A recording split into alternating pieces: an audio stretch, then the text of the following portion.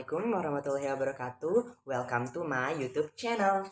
Halo semuanya, perkenalkan nama saya Elgi Farenza dengan NPM A1 Channel 25078 dari kelas 1C dari program studi Pendidikan Matematika Fakultas Keguruan dan Ilmu Pendidikan Universitas Bengkulu. Baik teman-teman, kembali lagi bersama aku. Nah, pada video kali ini kita akan membahas materi tentang manajemen pembiayaan pendidikan. Seperti biasa, kita akan membahas terlebih dahulu apa sih tujuan pembelajaran pada video kali ini. Nah, tujuan pembelajarannya adalah untuk memahami prinsip-prinsip pengelolaan keuangan dalam pendidikan untuk mendukung proses belajar mengajar yang efektif dan efisien.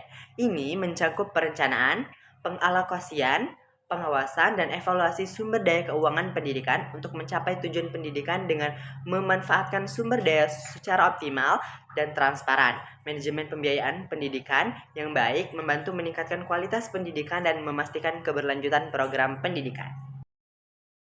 Pertama, kita akan membahas pengertian manajemen pembiayaan pendidikan. Nah, secara sederhana, manajemen pembiayaan pendidikan adalah proses perencanaan, pengorganisasian, pelaksanaan, dan pengawasan terhadap penggunaan dana pendidikan agar bisa dimanfaatkan secara optimal untuk mencapai tujuan pendidikan. Jadi, bukan hanya sekedar mencari dana, tapi juga memastikan dana digunakan dengan tepat sasaran. Lalu, dari mana sih sumber pembiayaan pendidikan? Nah, biaya pendidikan bisa berasal dari berbagai sumber. Misalnya, satu, pemerintah, baik pusat maupun daerah melalui APBN atau APBD. Yang kedua adalah orang tua atau masyarakat melalui iuran sekolah atau sumbangan sukarela.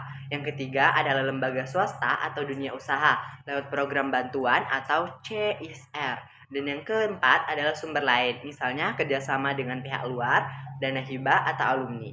Manajemen pembiayaan harus bisa mengelola semua sumber daya tersebut secara transparan dan akuntabel. Lalu, materi selanjutnya adalah komponen penggunaan biaya pendidikan. Secara umum, biaya pendidikan digunakan untuk beberapa komponen utama, yaitu satu, biaya personalia, yaitu gaji guru, dosen, dan tenaga kependidikan.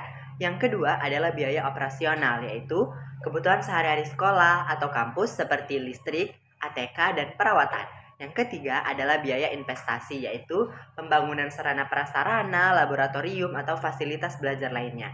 Yang keempat adalah biaya kegiatan, yaitu penunjang kegiatan ekstrakurikuler, penelitian, pengabdian masyarakat, atau program pengembangan peserta didik. Semua penggunaan biaya ini harus dikelola dengan perencanaan yang matang.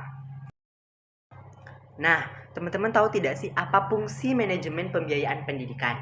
Fungsi manajemen pembiayaan pendidikan meliputi satu, perencanaan, yaitu menentukan kebutuhan dana sesuai program pendidikan. Yang kedua adalah pengorganisasian, yaitu membentuk tim atau unit keuangan yang mengatur anggaran.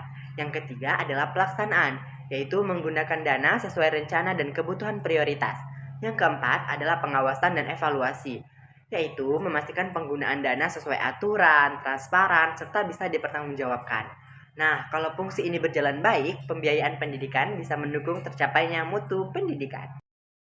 Prinsip manajemen pembiayaan pendidikan. Yang pertama adalah efisien, yaitu artinya penggunaan dana harus hemat dan tepat guna. Yang kedua adalah efektivitas, artinya dana benar-benar digunakan untuk mencapai tujuan pendidikan. Yang ketiga adalah transparansi, yaitu semua pihak bisa mengetahui sumber dana dan penggunaan dana. Yang keempat adalah akuntabilitas, yaitu dapat dipertanggungjawabkan sesuai aturan. Dan yang terakhir adalah keadilan, artinya pembiayaan memperhatikan pemerataan kesempatan bagi semua peserta didik. Nah, prinsip-prinsip ini jadi pedoman agar pembiayaan pendidikan bisa berjalan baik. Nah, yang terakhir adalah kesimpulan. Nah, kesimpulan pada materi kita kali ini adalah manajemen pembiayaan pendidikan adalah kunci penting dalam penyelenggaraan pendidikan. Tanpa pengelolaan biaya yang baik, mutu pendidikan tidak akan tercapai maksimal. Oleh karena itu, dibutuhkan perencanaan, pengorganisasian, pelaksanaan, dan pengawasan yang transparan, efisien, dan akuntabel. Untuk mengetahui pemahaman teman-teman semua tentang materi yang sudah saya sampaikan, saya sudah menyiapkan 2 pertanyaan yang akan saya tuliskan di kolom komentar. Silakan teman-teman jawab ya. Bila ada yang ingin teman-teman tanyakan, silakan tanyakan di kolom komentar ya. Nanti saya jawab. Sekian materi dari aku. Jangan lupa like, subscribe, dan komen. Wassalamualaikum warahmatullahi wabarakatuh. Bye!